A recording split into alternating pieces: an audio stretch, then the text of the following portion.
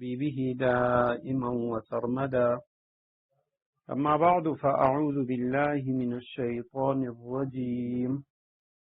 بسم الله الرحمن الرحیم. سورہ اعراف کا 21واں رکوع ہے. آیت کریمہ کا نمبر 163 ہے. بسم اللہ الرحمن الرحیم. واسألهم عن القرية التي كانت حاضرة البحر إذ يعدون في السبت إذ تأتيهم حيتانهم يوم سبتهم شرعا ويوم لا يسبتون لا تأتيهم كذلك نبلوهم بما كانوا يفسقون. وَإِذْ قَالَتْ أُمَّةٌ مِّنْهُمْ لِمَ تَعِظُونَ قَوْمًا اللَّهُ مُهْلِكُهُمْ أَوْ مُعَذِّبُهُمْ عَذَابًا شَدِيدًا قَالُوا مَعْذِرَةً إِلَى رَبِّكُمْ وَلَعَلَّهُمْ يَتَّقُونَ. صدق اللہ العظیم. اللهم صل على محمد النبي الأمي وعلى آله وأصحابه وبارك وسلم. رب اشرح لي صدري ويسر لي أمري واحلل عقدة من لساني يفقه قولي. رب زدني علما. اللهم أرنا الحق حقا وارزقنا اتباعه وأرنا الباطل باطلا وارزقنا اجتنابه. وَاسْأَلْهُمْ عَنِ الْقَرْيَةِ الَّتِي كَانَتْ حَاضِرَةَ الْبَحْرِ. اور آپ ان سے سوال کیجئے عن الْقَرْيَةِ الَّتِي، اس بستی کے بارے میں، كَانَتْ حَاضِرَةَ الْبَحْرِ، جو سمندر کے کنارے آباد تھی. اِذْ يَعْدُونَ فِي السَّبْتِ، وہ سبت ہفتے کے معاملے میں زیادتیاں کرتے تھے. اِذْ تَأْتِيهِمْ حِيتَانُهُمْ، جب ان کے سمندر کی مچھلیاں سنیچر کے دن، ہفتے کے دن، یوم سبتہم شرعاً، اچھل کر سامنے آتی تھیں. وَيَوْمَ لَا يَسْبِتُونَ، اور جب وہ سنیچر کا دن نہیں منا رہے ہوتے، ہفتے کا دن نہ ہوتا، لا تأتیہم، تو وہ نہیں آتی تھیں. کذالک، اسی طرح، نبلوہم بما کانوا یفسقون، ان کی مسلسل نافرمانیوں کی وجہ سے ہم انہیں آزماتے تھے. 21واں رکوع ہے سورہ اعراف کا، اور ماقبل کے ساتھ اس کا ربط یہ ہے کہ اس سے پہلے یہود کی کچھ جو خباثتیں تھیں ان کا ذکر تھا. اس سے پہلے یعنی حضرت موسیٰ علیہ السلام کے دور میں ان کی مختلف طریقوں سے حضرت موسیٰ علیہ السلام کی نافرمانی اور اللہ سبحانہ و تعالی کی طرف سے ان پر انعامات کا تذکرہ تھا، لیکن بار بار وہ اللہ کی نافرمانی کیا کرتے تھے. تو اس آیت کریمہ میں بھی بنی اسرائیل کی اسی طرح کی ایک خباثت اور اللہ سبحانہ و تعالی کی نافرمانی کا تذکرہ ہے. وَاسْأَلْهُمْ، سوال سے ہے پوچھنے کا معنی کہ آپ پوچھئے ہم ان سے. شروع میں یعنی وَاسْأَلْ، اسأل، آپ پوچھئے ہم ان لوگوں سے، عن القریہ، بستی کو کہا جاتا ہے قریہ. التی کانت حاضرۃ البحر، وہ بستی کانت جو تھی، حاضرۃ البحر، لب دریا، سمندر کے کنارے. حاضرۃن، یہ حضور سے اس میں فاعل کا صیغہ ہے، اور بحر سے مراد یہاں بحیرہ قلزم ہے. بعض حضرات نے لکھا ہے کہ مدین اور کوہ طور کے درمیان سمندر کے ساحل پر یہ ایک بستی تھی، وہ بستی مراد ہے. اذ یعدون، یعدون یہ عدوان سے ہے، جمع مذکر غائب کا صیغہ، کہ وہ حد شرعی سے تجاوز کر رہے تھے، زیادتی کرنا عدوان کے معنی. پھر سبت کہتے ہیں ہفتے کے دن کو. اذ تأتیہم، جب آتے تھے ان کے پاس، حیتانہم، یہ حیتان حوت کی جمع ہے، حوت مچھلی کو کہا جاتا ہے. ان کے پاس مچھلیاں آتی تھیں یوم سبتہم، ان کے ہفتے کے دن، یعنی جب ہفتے کا دن ہوتا اس وقت، شرعاً، شرعن یہ اس کے یعنی شارع سے ہے، شرعن سے سیدھا راستہ، واضح راستہ، اسے بھی شارع کہتے ہیں، اور عام طور پر اردو میں بھی ہم شارع راستے کے لیے استعمال کرتے ہیں۔ اسی سے شریعت ہے، یعنی اللہ سبحانہ و تعالیٰ کی طرف سے دیا گیا ایک واضح راستہ۔ تو شرعن یہ شارعن کی جمع ہے، اس کے معنی ظاہر، بالکل واضح، پانی کے اوپر مچھلیاں آ جاتی تھیں۔ وَيَوْمَ لَا يَثْبِتُونَ، اور جب وہ ہفتے کا دن، سنیچر کا دن نہ مناتے، یعنی ہفتے کا دن نہ ہوتا، لا تأتیہم، تو وہ مچھلیاں بھی سامنے نہ آتی تھیں۔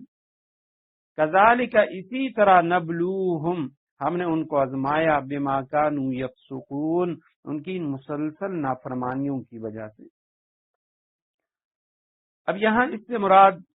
یعنی کون سی بستی ہے، تو اس میں حضرات مفسرین کے کئی اقوال ہیں، اور یہی واقعہ ہم نے مختصراً سورہ بقرہ کی آیت کریمہ نمبر 65 اور 66 میں بھی وہاں پڑھ لیا تھا۔ اطلس القرآن جو قرآن کریم کے نقشوں کے حوالے سے ایک عرب عالم انہوں نے کتاب لکھی ہے، تو اس میں انہوں نے تمام ان اقوال کو جمع کیا ہے کہ جو حضرات مفسرین کرام یا صحابہ کرام سے اس حوالے سے منقول ہیں کہ آیا اس سے مراد کون سی بستی ہے۔ تو بعض حضرات انہوں نے کہا کہ ایلا نامی ایک بستی تھی، وہ اس سے مراد ہے، ایلا اور یا ایلات، اور بعض حضرات نے عقبہ کا نام لکھا ہے، بعض نے مدین کہا ہے، مقنا کا بھی نام لکھا ہے، اسی طرح تبریہ وغیرہ، یہ تمام اقوال موجود ہیں۔ امام زہری رحمہ اللہ وہ فرماتے ہیں کہ اس سے مراد یہ تبریہ نامی بستی تھی، اور وہاں کے لوگوں کے ساتھ یہ واقعہ پیش آیا ہے۔ یہاں اس کی کچھ تفصیل ہے، اور کچھ سورہ مائدہ کے اندر گزر چکی، اور سورہ بقرہ کے اندر بھی یہ واقعہ یعنی مختصراً وہاں بھی اس کا تذکرہ تھا۔ حضرت قتادہ رحمہ اللہ وہ فرماتے ہیں مقناط نامی ایک بستی تھی، وہ مراد ہے، لیکن بعض حضرات مفسرین کرام فرماتے ہیں زیادہ صحیح بات جو ہے وہ حضرت عبداللہ ابن عباس رضی اللہ تعالیٰ عنہما کا جو قول ہے، اور اسی کو حضرت عکرمہ اور حضرت سودی، یہ تفسیر کے امام ہیں، انہوں نے اختیار کیا ہے، اور وہ قول یہ ہے کہ ایلا بستی تھی جو اب عقبہ کے نام سے مشہور ہے، اور بعض حضرات نے لکھا ہے کہ آج کل اسے ایلات بھی کہا جاتا ہے۔ اور ان کا جو واقعہ تھا وہ واقعہ یہ تھا کہ اللہ سبحانہ و تعالیٰ نے حدیث میں آتے رسول اللہ صلی اللہ علیہ وسلم نے فرمایا کہ اللہ سبحانہ و تعالیٰ نے یہودیوں کو اختیار دیا کہ آپ ہفتے کے دنوں میں اپنی عبادت کے لیے کوئی خاص دن مقرر کریں، تو انہوں نے ہفتے کے دن کا انتخاب کیا، اور اللہ سبحانہ و تعالیٰ نے ایسا ایک دن یعنی رکھا ہوا تھا کہ ایک خاص دن پورے ہفتے کے اندر جو یعنی تمام دنوں کا سردار، تمام دنوں میں سے سب سے زیادہ اللہ سبحانہ و تعالیٰ کے ہاں پسندیدہ دن، تو یہودیوں نے ہفتے کے دن کا انتخاب کیا، اور کہ ہفتے کے دن ہم عبادت کریں گے، اور عبادت کے علاوہ اور کوئی کام نہیں کریں گے، معاش وغیرہ کی کوئی جو کام ہے وہ نہیں کریں گے۔ پھر عیسائیوں کو بھی اختیار دیا گیا، تو عیسائیوں نے اتوار کے دن کا انتخاب کیا کہ ہم اتوار والے دن اللہ کی عبادت کریں گے، اور رسول اللہ صلی اللہ علیہ وسلم نے فرمایا کہ وہ جو دن تھا وہ جمعے کا دن تھا، جس کا انتخاب جو اللہ سبحانہ و تعالیٰ کی نگاہ میں بڑا مقرب دن تھا، تو اللہ سبحانہ و تعالیٰ نے وہ دن امت محمد کو عطا کر دیا۔ یہ بخاری و مسلم دونوں کی روایت ہے کہ یہ دن سید الایام ہے۔ تو یہودیوں نے ہفتے کے دن کا انتخاب کر لیا، اور پھر چونکہ یہ جو بستی والے تھے، بعض حضرات نے لکھا ہے کہ یہ داؤد علیہ السلام کے زمانے میں تھے۔ داؤد علیہ السلام کا زمانہ یہ تقریباً 1013 قبل مسیح سے 973 قبل مسیح ہے۔ تو اس دور میں یہ ایک بستی تھی جو یعنی ایلا کے مقام پر تھی، اور تورات میں ان کا نام ایلات آیا ہے، اور جو اس کا مقام لکھا ہے وہ یعنی عرب کے عین، یہ فلسطین کے جنوب میں عرب کی عین شمالی سرحد پر بحر قلزم کے مشرقی خلیج پر، وہاں لب ساحل پر یہ بستی واقع تھی، اور موجودہ نام اس کا عقبہ ہے۔ تو ہفتے کے دن چونکہ یہ وہاں ساحل سمندر پہ رہتے تھے، اور ذریعہ معاش ان کا وہ شکار تھا، مچھلی کا شکار کیا کرتے تھے، تو انہوں نے خود کہا تھا کہ ہم ہفتے والے دن عبادت کریں گے، عبادت کے علاوہ اور کوئی کام نہیں کریں گے۔ تو اب ہفتے کے دن ان کے لیے شکار، کھیتی باڑی، کاروبار وغیرہ یہ سب یہودیوں کے لیے منع تھا، اور اس کی سزا قتل تھی۔ تو ان لوگوں نے کیا کیا کہ ابتداً تو یہ ہفتے کے دن مچھلیاں پکڑنے سے باز رہے، لیکن بعد میں انہوں نے یہ ہیلا اختیار کیا کہ یہ کیا کرتے کہ انہوں نے، چونکہ ہفتے کے دن اللہ سبحانہ و تعالیٰ کی طرف سے آزمائش کی، امتحان تھا، مچھلیاں بہت زیادہ آتی تھیں اور وہ دریا کے اوپر آ جاتی، تو انہوں نے کیا کیا کہ وہاں سے نہریں نکالی، آگے حوض بنائے، اور جب ہفتے کا دن ہوتا ان حوضوں کے منہ کو کھول دیتے، پانی حوضوں میں چلا جاتا، مچھلیاں بھی ان کے ساتھ چلی جاتی، اور پھر یہ پیچھے سے اس کا جو منہ ہے وہ بند کر دیتے، اور اتوار پیر والے دن پھر وہاں سے مچھلیوں کو پکڑتے تھے، ان کا شکار کرتے۔ تو یہ ایک ہیلا انہوں نے اختیار کیا، اللہ سبحانہ و تعالیٰ نے منع فرمایا تھا، تو اس وجہ سے ان لوگوں کے اوپر عذاب آیا۔ اور وہ عذاب کیا تھا؟ سورہ بقرہ کے اندر اس کا تذکرہ ہے، آیت کریمہ نمبر 62 میں اللہ سبحانہ و تعالیٰ فرماتے ہیں کہ ہم نے ان کو، یہودیوں کو، ان میں سے فجعل منہم القردۃ والخنازیر، بعض کو بندر بنا دیا اور بعض کو خنزیر بنا دیا۔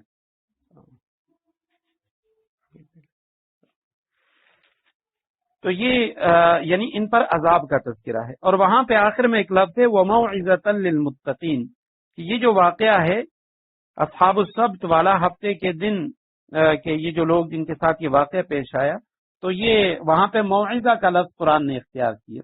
اور صاحب روح المعانی انہوں نے وہاں یہ ایک نقطہ لکھا ہے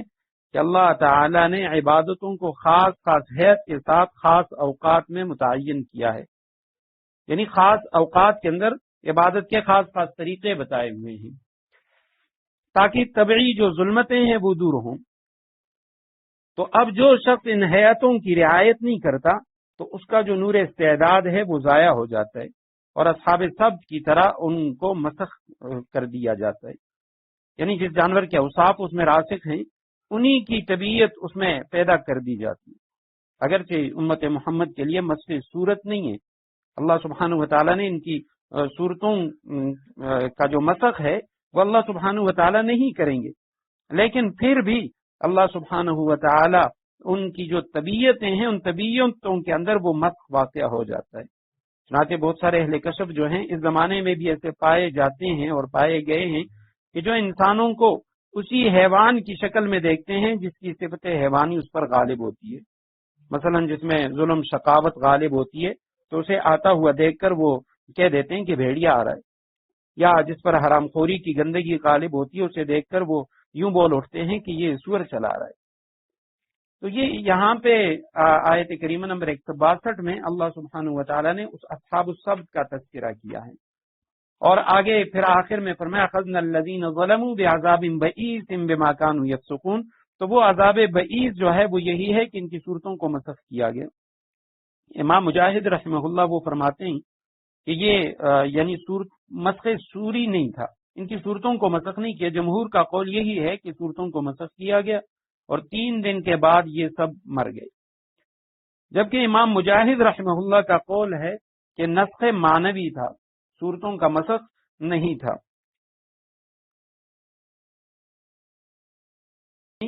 مسخ سوری نہیں تھا، صورتوں کو مسخ نہیں کیا گیا، بلکہ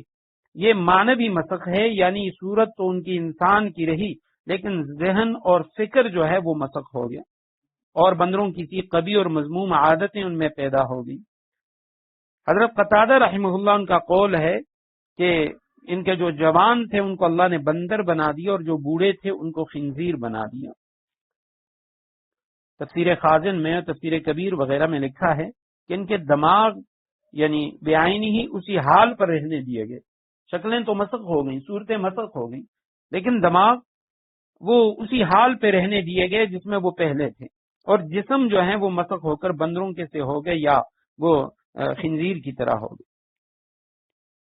تو جب یہ ان پر اللہ سبحانہ و تعالیٰ کی طرف سے عذاب آیا تو قریب کی جو بستی والے تھے جب انہوں نے وہ صبح اٹھے انہوں نے دیکھا کہ ان کی جو محلے ہیں اور ان کی جو آبادی ہے تو وہاں سے اس طرح کی آوازیں آ رہی ہیں، اور کہتے ہیں یہ مسلسل یعنی اسی طرح روتے رہے اور پھر 3 دن کے بعد یہ لوگ ختم ہو گئے۔ وَإِذْ قَالَتْ أُمَّةٌ مِّنْهُمْ لِمَ تَعِظُونَ قَوْمًا اللَّهَ، اور جب کہا امت منہم، انہی کے ایک گروہ نے، ان میں سے ایک گروہ نے، ایک امت نے کہا لِمَ تَعِظُونَ قَوْمًا اللَّهُ مُهْلِكُهُمْ، لِمَ تَعِظُونَ قَوْمًا، تم ان لوگوں کو کیوں نصیحت کر رہے ہو، اللہ مہلکہم، جنہیں اللہ یا تو ہلاک کرنے والا ہے، او معذبہم، یا کوئی سخت قسم کا عذاب دینے والا ہے، معذبہم عذابا شدیدا، کوئی سخت قسم کا عذاب دینے والا ہے۔ قالوا معذرتا الی ربکم، دوسرے گروہ کے لوگوں نے کہا یہ ہم اس لیے کرتے ہیں تاکہ تمہارے رب کے حضور بری ذمہ ہو سکیں، معذرتا الی ربکم ولعلہم یتقون، اور شاید اس نصیحت سے یہ لوگ پرہیزگاری اختیار کر لیں۔ جب کہا امت منہم، امت گروہ کو کہا جاتا ہے، افراد کے مجموعے کو کہا جاتا ہے، ان میں سے ایک گروہ نے کہا لِمَ تَعِظُونَ، کیوں تم نصیحت کرتے ہو، واعظ کرتے ہو، قوماً، اس قوم کو،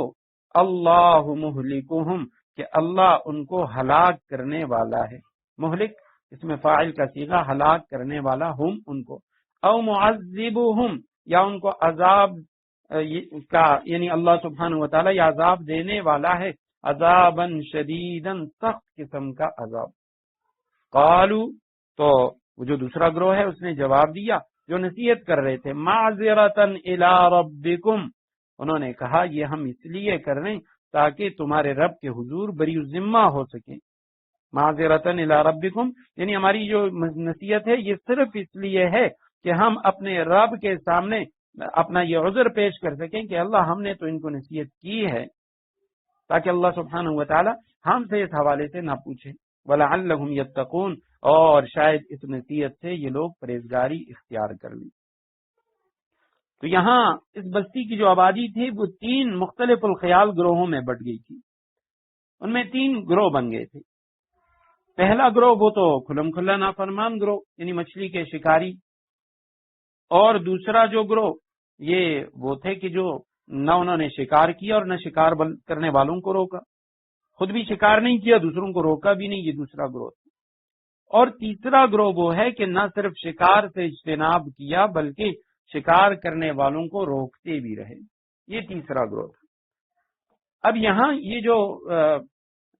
یہاں جو تکلم کا ذکر ہے، یہاں جو کلام ہے، تو یہ ان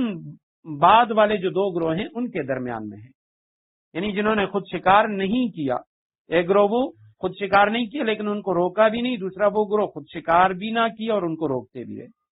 تو اذ قالت امت منہم، جب ان میں سے ایک گروہ نے کہا، وہ گروہ جنہوں نے شکار نہیں کیا اور انہیں روکا بھی نہیں، وہ کہنے لگے لِمَ تَعِظُونَ، تم کیوں نصیحت کرتے ہو، قوماً، ایسی قوم کو کہ اللہ مہلکم، اللہ ان کو ہلاک کرنے والا ہے، یا ان کو اللہ عذاب دے گا، سخت ترین عذاب دے گا، تو تم کیوں روک رہے ہو، یہ اللہ کی نافرمانی کر رہے ہیں، اللہ کا عذاب ان پہ آئے گا۔ قالوا، اب یہ جو تیسرا گروہ جنہوں نے نہ صرف شکار سے اجتناب کیا بلکہ شکار کرنے والوں کو روکتے بھی تھے، وہ کہنے لگے معذرتا الی ربکم، ہم تو اس لیے ان کو روک رہے ہیں، ان کو نصیحت کر رہے ہیں تاکہ معذرتا الی ربکم، تمہارے رب کے حضور ہم بری ذمہ ہو سکیں، ہم سے ان کے بارے میں نہ پوچھا جائے، وَلَعَلَّهُمْ يَتَّقُونَ، اور اس لیے ہم نصیحت کر رہے ہیں شاید یہ لوگ باز آ جائیں یا اللہ سے ڈر جائیں۔ تو اب یہاں پہ انہوں نے یعنی انہوں نے جو کہا تھا تو اس میں پہلی صورت تو لعلہم یتقون کی ہے، ہم اس لیے نصیحت کر رہے ہیں کہ یہ لوگ باز آ جائیں، کیونکہ دعوت و تبلیغ کا اصل مقصد جو ہے وہ لوگوں کو اللہ سبحانہ وتعالی کی فرمانبرداری میں لانا اور نافرمانی سے بچانا، اور اگر یہ نہ ہوا، یہ لوگ متقی نہ بنے، خدا خوفی ان میں نہ آئی، یا اللہ کی نافرمانی سے باز نہ آئے، تو معذرتا الی ربکم، پھر بھی ہماری دعوت و تبلیغ کا فائدہ ہے، دعوت و تبلیغ ہماری کبھی رائے گاں نہیں جائے گی، چاہے یہ لوگ مانیں یا نہ مانیں، وجہ یہ ہے کہ کم از کم اللہ سبحانہ وتعالی کے ہاں ہم تو بری ذمہ ہو جائیں گے۔ فلما نسوا ما ذکروا بہ،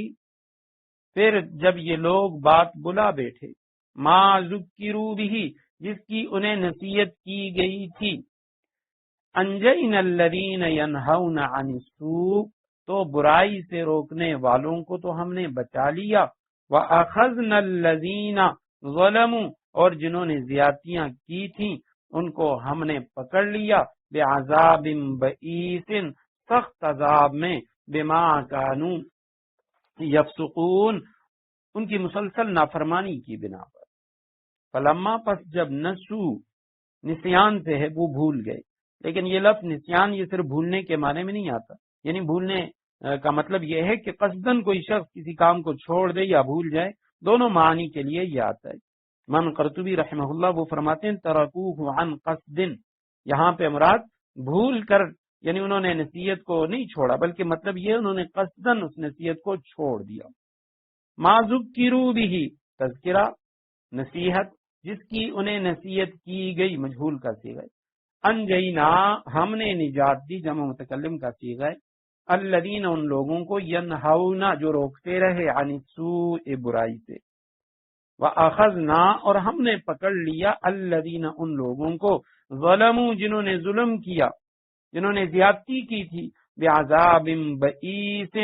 سخت شدید عذاب کے اندر، بئیس کہتے ہیں سخت عذاب کو، شدید عذاب کو، بما کانوا یفسقون، ان کی مسلسل نافرمانی کی بنا پر ہم نے ان کو عذاب میں پکڑ لیا۔ اب یہاں وہ لوگ کہ جو ان کو روکتے رہے، انجینا الذین ینہون عن السوء، برائی سے روکنے والے، اللہ سبحانہ و تعالیٰ فرماتے ہیں ہم نے ان کو نجات دی، ان کو بچا لیا، اور ان کو پکڑ لیا جنہوں نے ظلم کیا تھا، ان کو سخت ترین عذاب کے اندر پکڑ لیا۔ ان دو گروہوں کا تذکرہ ہے، تیسرے گروہ کا ذکر نہیں ہے، جنہوں نے خود بھی یعنی مچھلیاں پکڑی نہیں ہے لیکن دوسروں کو روکا بھی نہیں ہے۔ روایات میں آتے حضرت عبداللہ ابن عباس رضی اللہ تعالیٰ عنہما نے اپنے شاگرد حضرت عکرمہ رضی اللہ تعالیٰ عنہ رحمہ اللہ ان سے پوچھا کہ آیا یہ جو تین گروہ تھے اصحاب السبت میں سے، تو ان تینوں گروہوں میں سے دو گروہوں کے انجام کا ذکر قرآن نے کیا، جو روکنے والے تھے اور بچنے والے تھے، اپنے آپ کو بچانے والے، ان کے بارے میں تو فرمایا انجینا، ہم نے ان کو بچا لیا، اور جو ظالم تھے ان کے بارے میں فرمایا اخذنا، ہم نے ان کو پکڑ لیا سخت عذاب کے اندر۔ لیکن جو تیسرا گروہ تھا اس کا ذکر نہیں ہے، جنہوں نے نہ شکار کیا نہ شکار کرنے والوں کو روکا، تو ان کا کیا بنا؟ حضرت عکرمہ رحمہ اللہ انہوں نے جواب دیا کہ وہ بھی بچ گئے، ان کی بھی نجات ہوئی، کیونکہ ان کا یہاں ذکر ہی نہیں ہے، نہ ان کو یعنی ظلموں کے ساتھ ان کو شامل نہیں کیا گیا، تو اس سے پتہ چلتا ہے کہ وہ بھی بچ گئے تھے عذاب سے۔ حضرت ابن عباس رضی اللہ تعالیٰ عنہ نے فرمایا کہ آپ نے درست فرمایا، آپ نے ٹھیک کہا،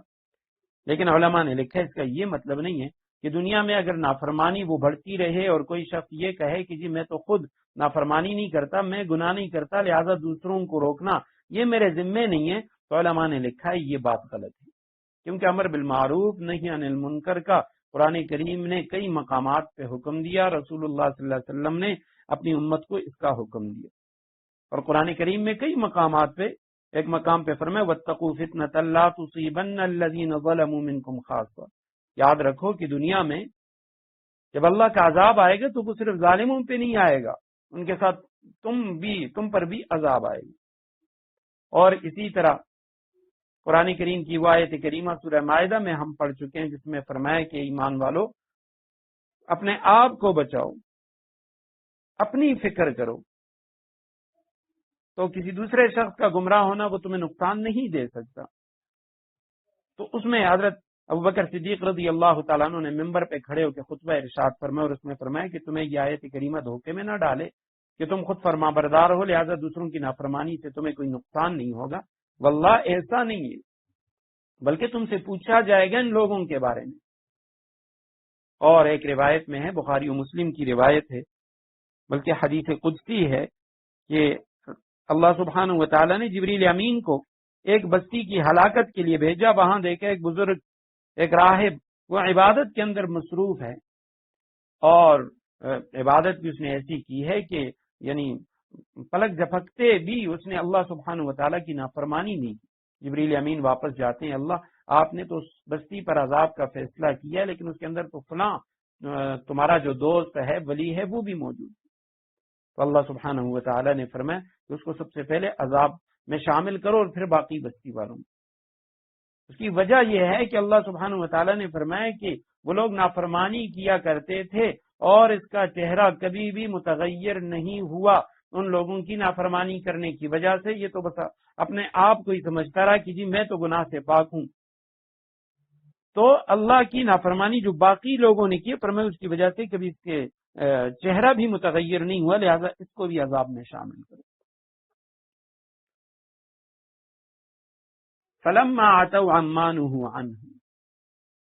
آیت کریمہ 166، فلما عتوا عما نهوا عنه، چنانچہ ہوا یہ کہ جس کام سے انہیں روکا گیا تھا، عتوا انہوں نے یعنی تکبر کیا، اس کے خلاف سرکشی کی، قلنا لہم تو ہم نے ان سے کہا، کونو ہو جاؤ قردتن بندر خاسئین ذلیل، ہم نے ان سے کہا جاؤ ذلیل بندر بن جاؤ۔ فلما عتوا، جب انہوں نے تکبر کیا، عتوا کے معنی سرکشی کرنا، نافرمانی کرنا، عن اس چیز کے بارے میں، اما اس چیز کے بارے میں، نہو عنہ جس سے انہیں روکا گیا تھا، منع کیا گیا تھا کہ ہفتے والے دن آپ نے شکار نہیں کرنا، مچھلیاں نہیں پکڑنی، تو جب انہوں نے تکبر کیا اور اس میں ہیلے اختیار کیے، قلنا ہم نے کہا لہم ان سے، کونو ہو جاؤ، امر کا صیغہ ہے، قردتن بندر، یہ قردن اس کا واحد ہے، قرد بندر کو کہا جاتا ہے، قرد اس کی جمع ہے، بندر بن جاؤ خاسئین ذلیل۔ تو یہاں تک یہ ان کا جو واقعہ تھا یہ واقعہ مکمل ہو گیا، اصحاب السبت کا واقعہ۔ آگے بنی اسرائیل یعنی وہ پھر مخاطب ہیں، اور بنی اسرائیل کے جو دوسرے واقعات ہیں ان کا ذکر ہے۔ وَإِذْ تَأَذَّنَ رَبُّكَ لَيَبْعَثَنَّ عَلَيْهِمْ إِلَى يَوْمِ الْقِيَامَةِ مَن يَسُومُهُمْ سُوءَ الْعَذَابِ، اور یاد کرو وہ وقت، تَأَذَّنَ رَبُّكَ جب تمہارے رب نے اعلان کیا، رسول اللہ صلی اللہ علیہ وسلم مخاطب ہیں، لَيَبْعَثَنَّ عَلَيْهِمْ کہ وہ ان پر مسلط کرتا رہے گا، الی یوم القیامہ قیامت کے دن تک، کوئی نہ کوئی، من یسومہم سوء العذاب جو ان کو بری بری تکلیفیں پہنچائے گا، ان ربک لسریع العقاب بے شک تمہارا رب جلدی سزا دینے والا بھی ہے، وانہ لغفور الرحیم یقیناً وہ بہت بخشنے والا بڑا مہربان بھی ہے۔ تأذن اذان سے ہے، اردو میں جو ہم اذان کا لفظ استعمال کرتے ہیں تو اذان کے معنی اعلان کرنا، تو استأذن ربک جب تمہارے رب نے اعلان کیا، اس نے خبر دی، لیبعثن وہ ضرور بھیجے گا، علیہم ان یہودیوں پر، الی یوم القیامہ قیامت تک، من یسومہم جو ان کو عذاب، صومن سے ہے یہ لفظ، سورہ بقرہ کے اندر بھی گزر چکا،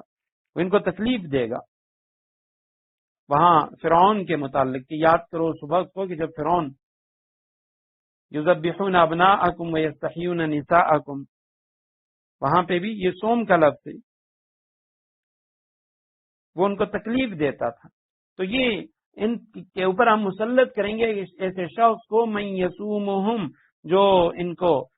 یعنی بری بری تکلیفیں پہنچائے گا، سوء العذاب بری بری تکلیفیں، ان ربک یقیناً تیرا رب لسریع العقاب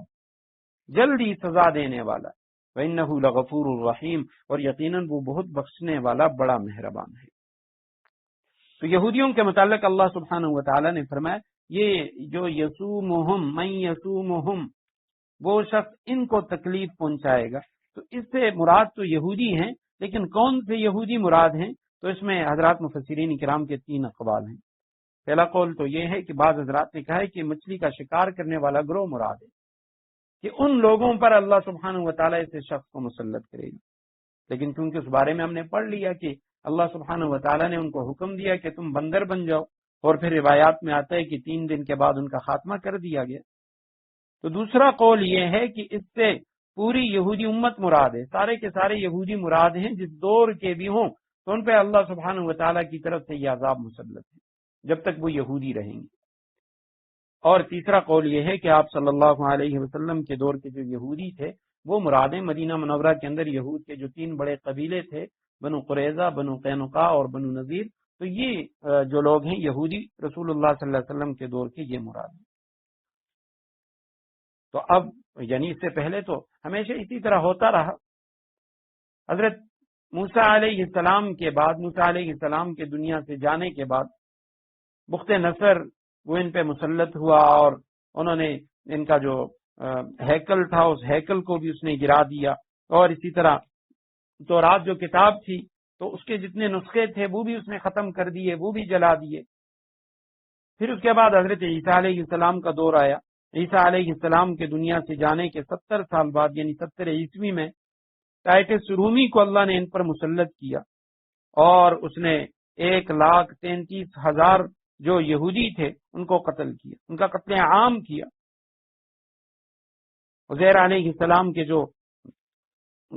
بنائے ہوئے انہوں نے جو بیت المقدس کو بنایا تھا اس کو اس نے گرا دیا اور ان لوگوں کو اس نے منتشر کر دیا. جو باقی رہے وہ بھاگ گئے ادھر ادھر. تو یہ بھی اللہ کی طرف سے ان پہ ایک عذاب تھا. اس کے بعد اسی طرح ہوتا رہا. رسول اللہ صلی اللہ علیہ وسلم جب مدینہ منورہ میں آپ صلی اللہ علیہ وسلم کی بعثت ہوئی، پہلے ان کے مختلف قبائل کو مدینہ منورہ سے جلا وطن کیا گیا، وہاں سے نکالا گیا، خیبر میں جا کے آباد ہوئے اور سن 7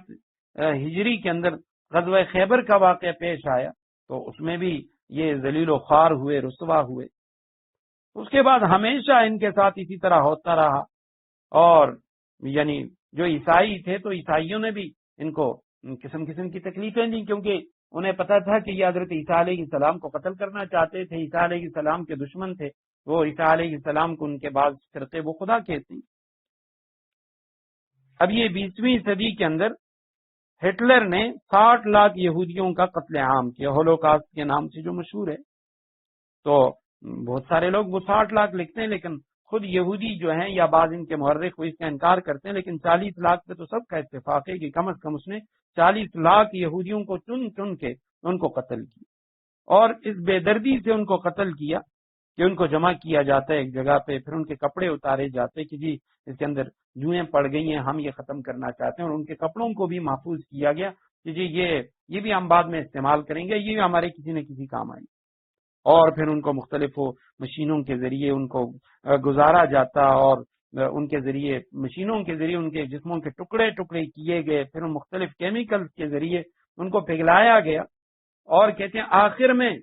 یعنی ان کے جو جسم تھے، ان کا خون، ان کا گوشت، ہڈیاں، وہ ایک کالے مادے کی شکل میں ان مشینوں سے باہر نکلتی ہیں. اور پھر اس کے ساتھ بھی ہٹلر نے اور ان عیسائیوں نے یہ کیا کہ ان کو یعنی ضائع نہیں کیا بلکہ اپنے کھیتوں کے اندر پھینک دیا کہ یہ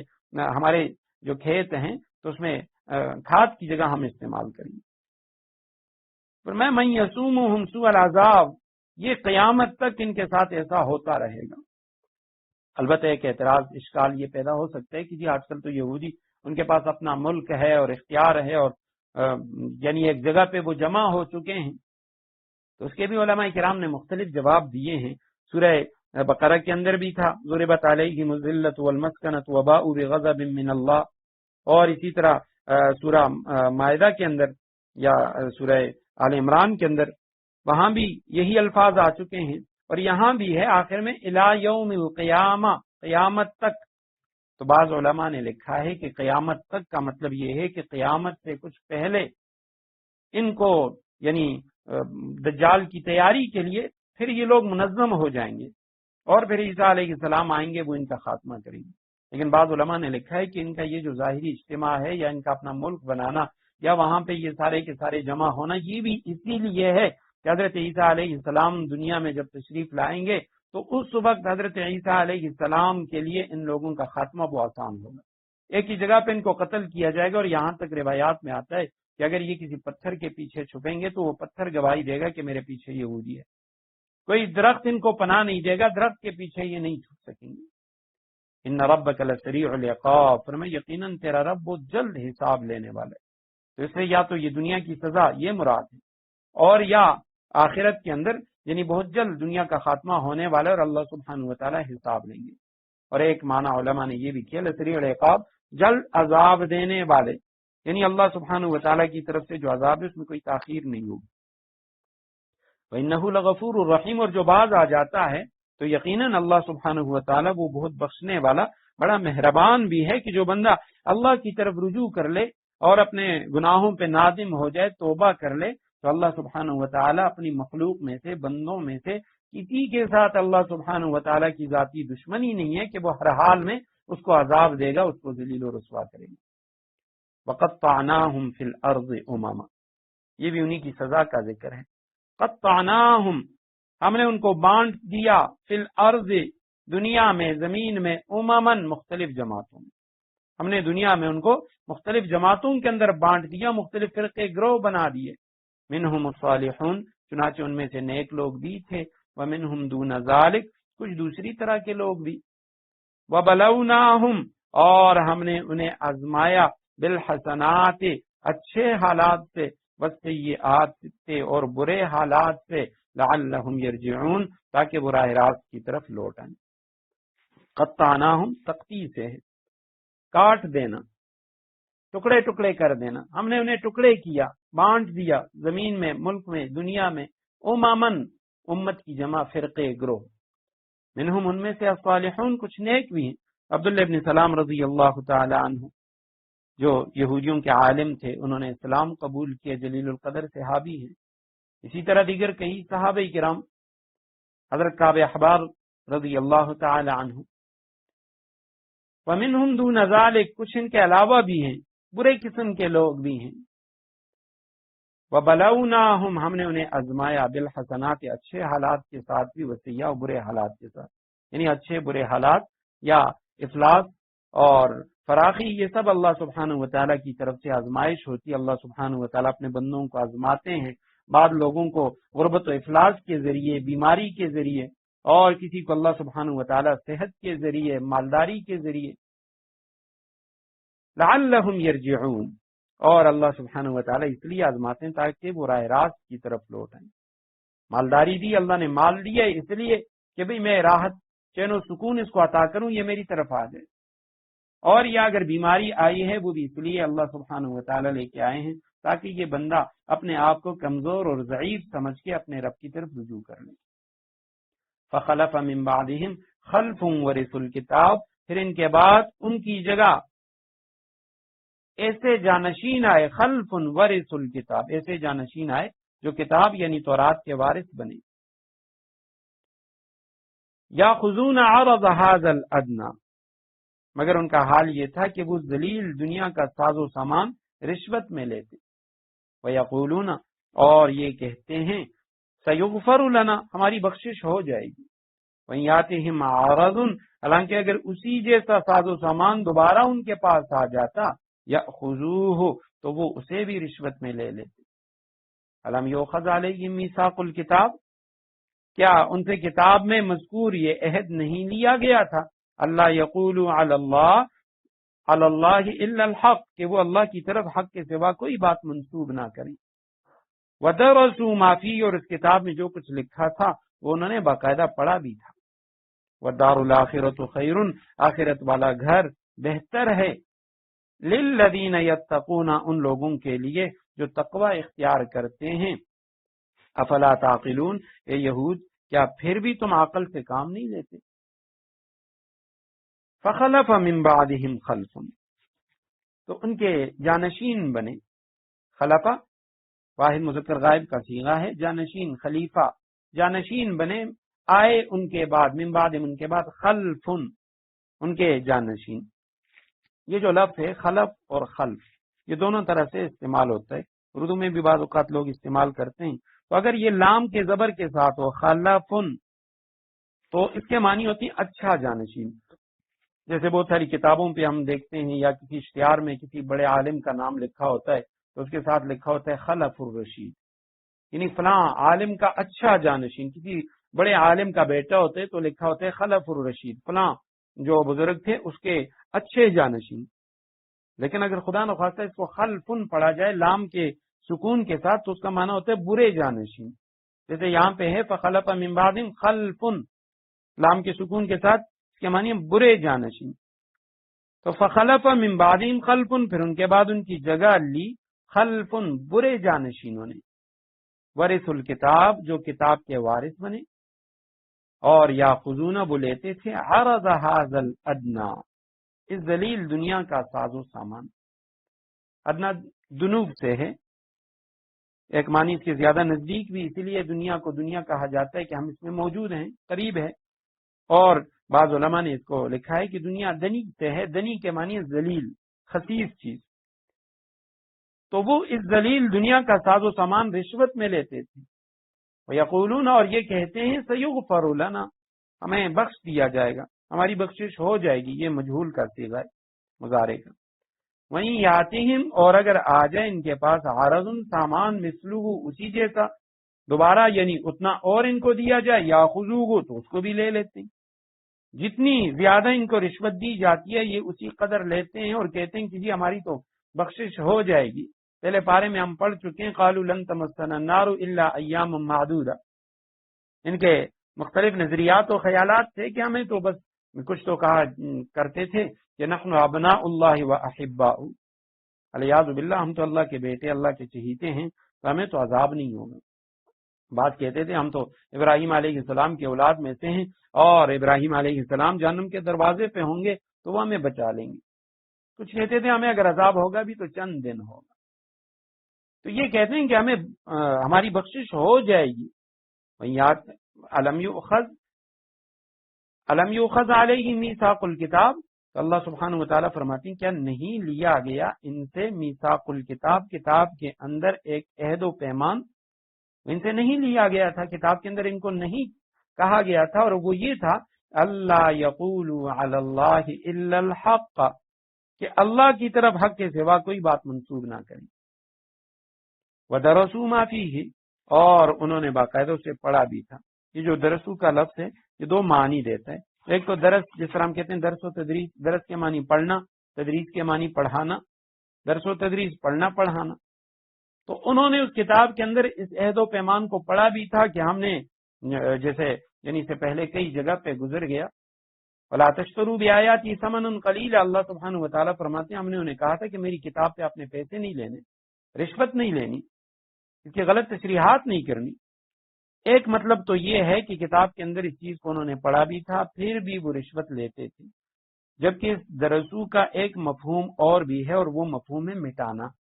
یہ درس کا لفظ مٹانے کے لیے بھی آتا ہے. عرب کہتے ہیں درست الریح الاثار، ہوا نے نشانات مٹا دیے، تو وہاں پہ درس کے معنی مٹانا. تو اب یہاں پہ اس کا مطلب یہ ہوگا وَدَرَسُوا فِيهِ کہ انہوں نے کتاب کی باتوں کو مٹا ڈالا، یعنی ان پہ عمل ترک کر دیا، چھوڑ دیا عمل. وَالدَّارُ الْآخِرَةُ خَيْرٌ، اور آخرت کا گھر بہتر ہے للذین، ان لوگوں کے لیے یتقون جو اللہ سے ڈرتے ہیں، اللہ کی نافرمانی سے بچتے ہیں، تقوی اختیار کرتے ہیں. افلا تعقلون، کیا پھر بھی تم عقل سے کام نہیں لیتے؟ والذین یمسکون بالکتاب، اور جو لوگ کتاب کو مضبوطی سے تھامتے ہیں، وَأَقَامُوا الصَّلَاةَ، اور نماز قائم کرتے ہیں، إِنَّا لَا نُضِيعُ أَجْرَ الْمُصْلِحِينَ، تو ہم ایسے اصلاح کرنے والوں کا اجر ضائع نہیں کرتے. وہ لوگ یمسکون بالکتاب جو کتاب کو مضبوطی سے تھامتے ہیں، تمسک بالکتاب کے معنی مضبوطی سے تھامنا. وَأَقَامُوا الصَّلَاةَ، اور نماز قائم کرتے ہیں، إِنَّا لَا نُضِيعُ، یقیناً ہم ضائع نہیں کرتے، اجر المصلحین، اصلاح کرنے والوں کا اجر. تو یہاں صرف کتاب کے پڑھنے یا پڑھانے کا ذکر نہیں ہے بلکہ تمسک بالکتاب کا ذکر ہے.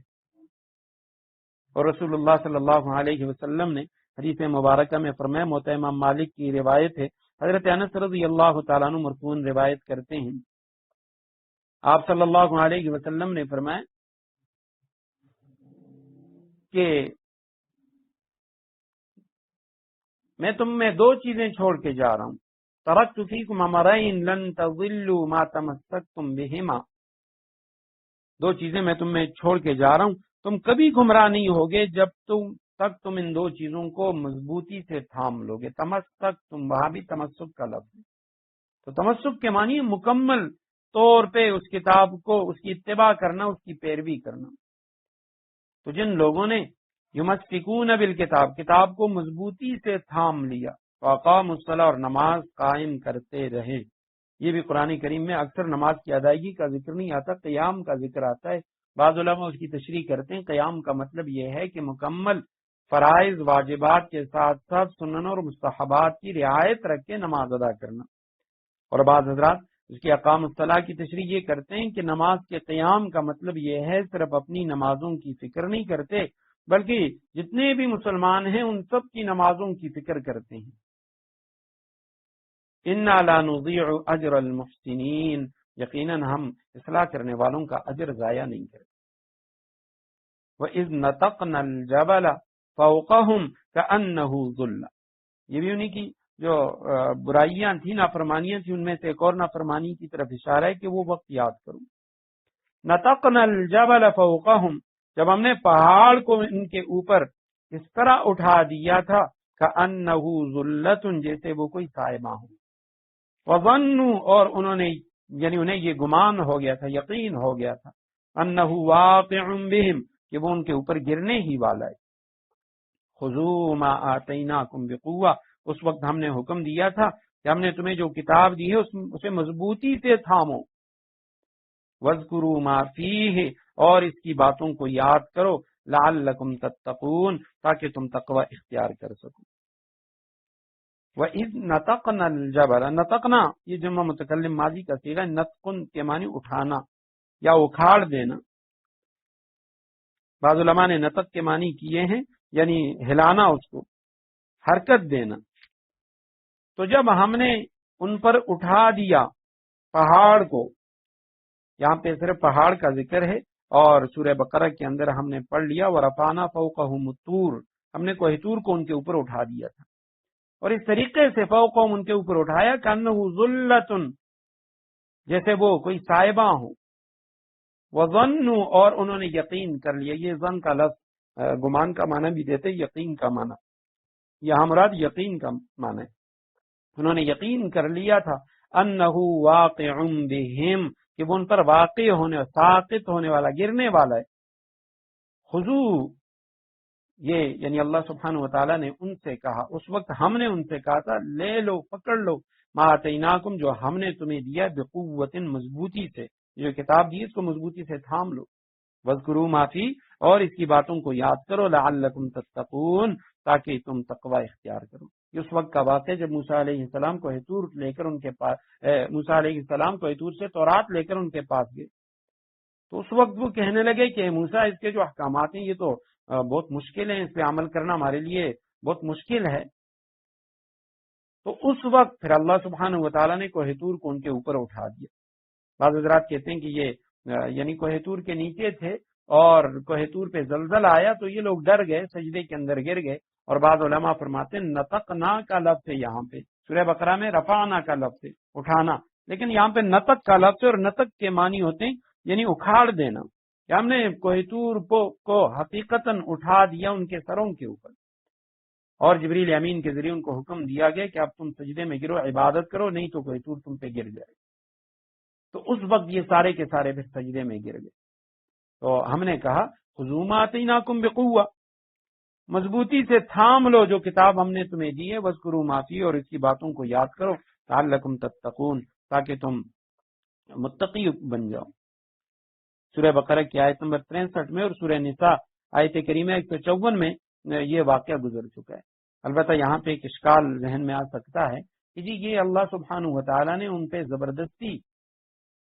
انہیں عبادت پہ مجبور کیا، ان کے اوپر پہاڑ کو لا کے کھڑا کیا، اگر سجدے میں نہیں گرو گے، عبادت نہیں کرو گے تو کوہ طور تم پہ گر جائے گا۔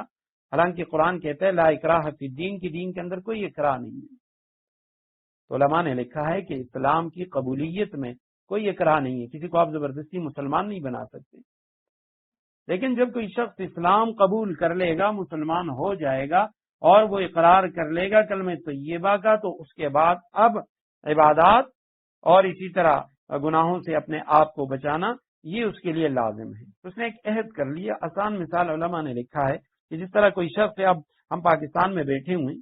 تو ہمارے لیے امریکی قوانین ماننا وہ کوئی لازم نہیں ہے، کوئی ضروری نہیں ہے جی امریکہ کے اندر کون کون سے قوانین ہیں اور وہاں پہ کیا کیا قانون بنے ہوئے ہیں۔ لیکن اگر کوئی شخص وہ امریکہ چلا جاتا ہے اور وہ وہاں کی نیشنلٹی اسے ملتی ہے، وہاں وہ رہائش اختیار کرتا ہے، تو اب اس کے لیے ضروری ہو گیا کہ وہ ان قوانین کی پاسداری کرے گا، ان قوانین کو مانے گا، وگرنہ وہ اس ملک کا باغی تصور ہوگا تو اس کو سزا دی جائے گی۔ تو یہی مطلب ہے کہ جس شخص نے اسلام قبول کر لیا، اب اگر خدا نخواستہ وہ بدکاری کرتا ہے اس کو سزا دی جائے گی۔ وہ اگر اسلامی نظام ہے، نماز نہیں پڑھتا اس کو سزا دی جائے گی۔ وہ قتل کرتا ہے تو اسے قصاص لیا جائے گا۔ تو اسی طرح بنی اسرائیل کے ساتھ بھی ہوا، کیونکہ یہ سب حضرت موسیٰ علیہ السلام پہ ایمان لا چکے تھے، اب اس کے بعد انہوں نے انکار کیا تو تب اللہ سبحانہ وتعالیٰ نے زبردستی ان کو عبادت پہ مجبور کیا۔ تو ایمان میں اکراہ نہیں ہے، لیکن اعمال اسلام قبول کرنے کے بعد جو اعمال ہیں تو ان کے اندر حاکم وقت قاضی وہ اقرا کر سکتا ہے، اور یہی یعنی دنیا کا اصول بھی ہے، وگرنہ اس کے بغیر تو دنیا کا نظام ہی نہیں چلے گا۔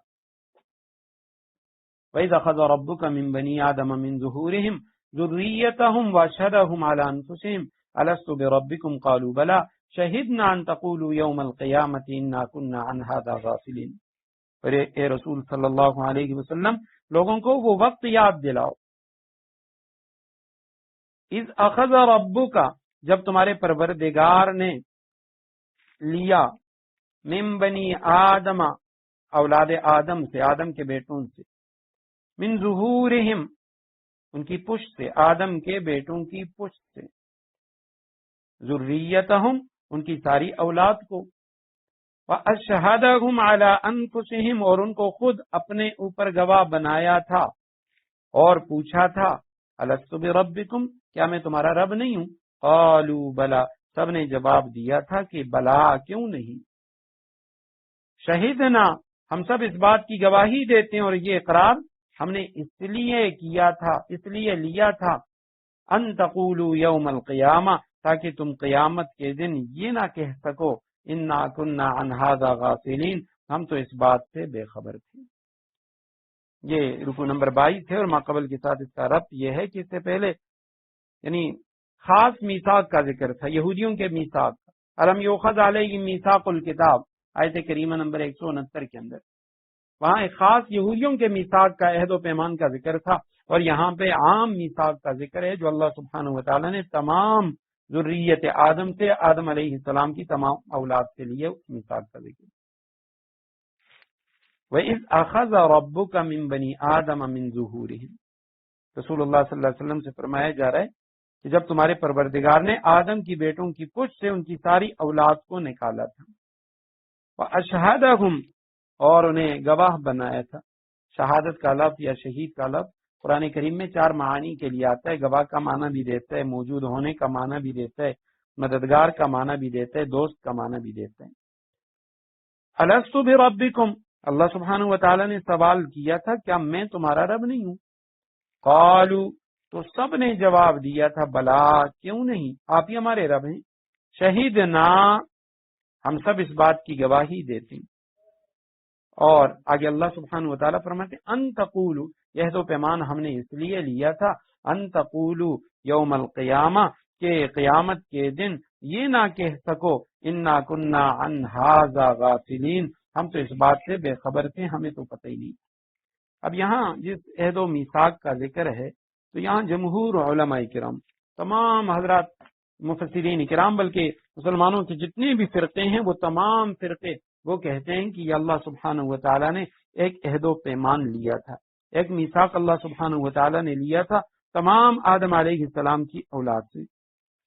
البتہ جو معتزلہ ایک اسلامی فرقہ ہے تو وہ اس کے منکر ہیں، اور وہ کہتے ہیں کہ نہیں جی، یہ اللہ سبحانہ وتعالی نے صرف ایک تشبیہ دی ہے، ایک مثال دی ہے، اور باقی اس طرح کا کوئی واقعہ پیش نہیں آیا، اگر آیا ہوتا تو ہمیں یاد ہوتا، ہمیں اس کا پتہ ہوتا۔ تو احادیث کے اندر رسول اللہ صلی اللہ علیہ وسلم نے اس کی وضاحت کی ہے، اور کئی صحیح احادیث ہیں کہ جس میں رسول اللہ صلی اللہ علیہ وسلم سے اس کے بارے میں پوچھا گیا۔ امام مالک رحمہ اللہ نے، ہوتا ہے امام مالک میں، اسی طرح ابو داود اور ترمذی میں اور مسند احمد کے اندر ایک روایت موجود ہے کہ کچھ لوگوں نے حضرت فاروق اعظم رضی اللہ تعالیٰ عنہ سے اس آیت کریمہ کا مطلب پوچھا، تو حضرت فاروق اعظم رضی اللہ تعالیٰ عنہ نے فرمایا کہ رسول اللہ صلی اللہ علیہ وسلم سے اس آیت کریمہ کا جب مطلب پوچھا گیا تو آپ صلی اللہ علیہ وسلم نے فرمایا کہ اللہ سبحانہ وتعالی نے پہلے آدم علیہ السلام کو پیدا فرمایا اور پھر اپنا دست قدرت ان کی پشت پر پھیرا تو ان کی پشت سے جو نیک انسان پیدا ہونے والے تھے وہ نکل آئے، تو فرمایا کہ ان کو میں نے جنت کے لیے پیدا کیا ہے اور یہ جنت ہی کے کام کریں گے۔ پھر اللہ سبحانہ وتعالی نے دوسری مرتبہ ان کی پشت پر دست قدرت پھیرا تو جتنے گناہگار بد کردار انسان تھے تو وہ پیدا ہوئے، اور اللہ سبحانہ وتعالی نے فرمایا ان کو میں نے دوزخ کے لیے پیدا کیا، یہ دوزخ میں جانے والے اور یہ دوزخی جو لوگ ہیں انہی کے کام کریں گے۔ صحابہ کرام میں سے ایک صحابی نے، انہوں نے عرض کیا یا رسول اللہ، جب پہلے کی جنتی اور دوزخی یہ متعین کر دیے گئے ہیں تو پھر عمل کس مقصد کے لیے کرایا جاتا ہے؟ آپ صلی اللہ علیہ وسلم نے فرمایا جب اللہ تعالیٰ کسی کو جنت کے لیے پیدا فرماتے ہیں تو وہ اہل جنت ہی کے کام کرنے لگتا ہے، اور یہاں تک کہ اس کا خاتمہ یعنی انہی نیک اعمال پر ہو جاتا ہے، جنت والے کاموں کے اوپر ہو جاتا ہے۔ اور جب اللہ سبحانہ و تعالیٰ کسی کو دوزخ کے لیے پیدا کرتے ہیں تو یعنی وہ دنیا میں دوزخ ہی کے کام میں لگا رہتا ہے، یہاں تک کہ اس کا جو خاتمہ ہے وہ کسی ایسے ہی کام پہ ہو جاتا ہے جو اہل جنت کا کام ہوتا ہے۔ عام طور پہ ہم اکثر سنتے ہیں کہ جی یہ پہلے سے لکھا ہوا ہے، تو جب پہلے سے اللہ سبحانہ و تعالیٰ نے یہ طے کر لیا ہے کہ یہ جنت والے یہ دوزخ والے، تو پھر انسان کا جو عمل ہے وہ کس کام کا؟ یا انسان تو پھر بے قصور ہے، اس کا تو کوئی قصور ہی نہیں ہے کہ اللہ نے پہلے سے لکھ دیا۔ اور بعض یعنی بدبخت ایسے ہوتے بھی ہیں کہ جب کوئی اچھائی کا کام کرتے ہیں، کوئی نیکی کا کام، تو کہتے ہیں جی یہ تو میں نے کیا، میں نے یہ کیا، اور خدا نخواستہ کوئی بڑا گناہ کر لیتے ہیں تو کہتے ہیں جی یہ تو تقدیر کے اندر لکھا ہوا ہے۔ تو علماء نے لکھا ہے تقدیر کے اندر لکھا ہوا ہونا اس کا مطلب یہ ہے، یہ مطلب نہیں ہے کہ پہلے سے اللہ سبحانہ و تعالیٰ نے طے کر لیا، بلکہ اس کا مطلب یہ ہے جیسے ایک استاد ہوتا ہے کلاس کے اندر، وہ تمام اپنے شاگردوں کو جانتا ہے۔ اب امتحان ہوا نہیں، امتحان سے پہلے اگر کوئی آفیسر پوچھتا ہے یا اس بچے کے والدین پوچھتے ہیں اس بچے کے بارے میں، تو استاد کہتے ہیں مجھے پتہ ہے یہ فیل ہوگا۔ اب اس میں اگر اس کے والدین کہیں کہ جی استاد نے امتحان سے پہلے ہی کہا تھا یہ فیل ہوگا، یہ سارا قصور استاد کا ہے، تو استاد کا قصور نہیں ہے، کیونکہ استاد وہ واقف ہے کہ یہ بچہ پاس نہیں ہو سکتا، کیونکہ یہ بچہ خود یہ محنت نہیں کر رہا۔ گھروں میں ہم دیکھتے ہیں بعضوں کا یعنی کوئی اس کے آگ کے قریب اگر آگ جل رہی ہے انگیٹھی کے اندر اور قریب بچے ہوتے ہیں، چھوٹے معصوم بچے، تو بعض اوقات گھر کا کوئی بڑا ہوتا ہے تو وہ بچے کی والدہ سے کہتا ہے کہ بھئی اس بچے کا خیال کرو، مجھے پتہ ہے یہ بچہ جلے گا، یا بچہ جل جاتا ہے تو اس کے بعد وہ کہتے ہیں مجھے پہلے سے پتہ تھا کہ یہ جلے گا۔ اس کا یہ مطلب نہیں ہوتا کہ یہ جو گھر کا سربراہ یہ بڑا ہے یہ قصوروار ہے، اس کو پتا تھا اور پھر بھی وہ بچہ جل گیا۔ اس کے کہنے کا مطلب یہ ہوتا ہے کہ بھی اس کی جو ماں ہے وہ غفلت کر رہی ہے، اس بچے کو اس نے اسی طرح چھوڑ دیا اور یہ آگ کی طرف جا رہے ہیں۔ تو علماء نے لکھا ہے یہی مطلب ہے اس کا جو رسول اللہ صلی اللہ علیہ وسلم نے فرمایا کہ کچھ لوگوں کو اللہ سبحانہ و تعالیٰ نے جنت کے لیے پیدا کیا ہے آدم کی پشت سے، اور کچھ کو دوزخ کے لیے پیدا کیے۔ فرمایا جو جنت والے ہیں وہ جنتی کام کریں گے اور جو دوزخ والے ہیں وہ دوزخی کام کریں گے۔ تو لہٰذا دنیا میں اللہ سبحانہ و تعالیٰ نے ہمیں اختیار دیا ہے، اگر ہمارے اعمال اچھے ہیں، ہم اچھے لوگوں کی صحبت میں بیٹھ رہے ہیں اور ہمارے بدن سے نکلنے والے اعمال اچھے ہیں، تو انشاءاللہ ہمارا خاتمہ بھی خیر پر ہوگا۔ اور اگر ہم نے اپنے آپ کو اسی طرح غفلت میں رکھا ہوا ہے، برے لوگوں کی مجالس ہیں اور کثرت سے گناہ کر رہے ہیں، تو الیاذ باللہ اللہ نہ کرے یہ جہنمیوں کے کام ہے، اور خدا نخواستہ ہمارا خاتمہ بھی اسی پہ ہوگا۔ ترمذی شریف کی ایک روایت ہے، حضرت ابو سعید خدری رضی اللہ تعالیٰ عنہ روایت فرماتے ہیں کہ ایک موقع پہ آپ صلی اللہ علیہ وسلم نے عصر کے بعد قیامت تک آنے والے تمام فتنوں کا تذکرہ کیا، اور پھر آخر میں آپ صلی اللہ علیہ وسلم نے فرمایا ان اللہ تعالی، اللہ سبحانہ و تعالی نے پیدا کیا ہے لوگوں کو علی طبقات شتیٰ، مختلف طبقوں کے اندر، تمام انسانیت کو مختلف طبقوں میں پیدا کیا، اور پھر آپ صلی اللہ علیہ وسلم نے ان میں 4 کا ذکر کیا، یعنی 4 کے اندر ان کو تقسیم کیا۔ فرمایا فمنہم، ان میں سے کچھ وہ لوگ ہیں یولد مؤمنا، جو مومن پیدا ہوں گے، ویحییٰ مؤمنا ویموت مومنا، مومن ہی زندگی گزاریں گے ایمان پر، اور ان کا خاتمہ بھی ایمان پر ہوگا۔ اور کچھ ایسے لوگ ہوں گے کہ جو کافر پیدا ہوں گے، کفر کی حالت میں زندگی گزاریں گے اور کفر پر ان کا خاتمہ ہوگا۔ اور تیسرا طبقہ وہ ہوگا کہ جو مومن کے گھر میں پیدا ہوگا اور وہ مومن زندگی گزارے گا لیکن اس کا خاتمہ کفر پہ ہوگا۔ اور علماء نے اس کی وجہ یہی لکھی ہے کہ اس کے بظاہر تو اعمال اسی طرح ہیں، لیکن باقی جو اس کے اعمال ہیں وہ کفریہ اعمال ہوں گے، تو لہٰذا اس کا اٹھنا بیٹھنا کافروں کے ساتھ ہوگا، تو خاتمہ بھی کفر پہ ہوگا۔ اور چوتھا طبقہ آپ صلی اللہ علیہ وسلم نے فرمایا کہ وہ خوش قسمت ہوں گے، یولد کافرن، جو کافر پیدا ہوں گے کافر کے گھر میں، اور ویحییٰ کافرہ، کفر پہ زندگی گزاریں گے لیکن دل کے اندر اسلام کی جو شمع ہے وہ موجود ہوگی، جو اصل فطرت ہے وہ فطرت اسے مجبور کرے گی اور وہ اسلام کے بارے میں پڑھے گا، اسلام کی طرف قریب آئے گا۔ اور آپ صلی اللہ علیہ وسلم نے فرمایا یموت مومنا، اس کافر اس کا جو خاتمہ ہے وہ ایمان پہ ہوگا۔ انشاءاللہ آیت کریمہ کی جو مزید تشریح ہے وہ آئندہ درس میں کریں گے۔ وآخر دعوانا ان الحمد للہ رب العالمین۔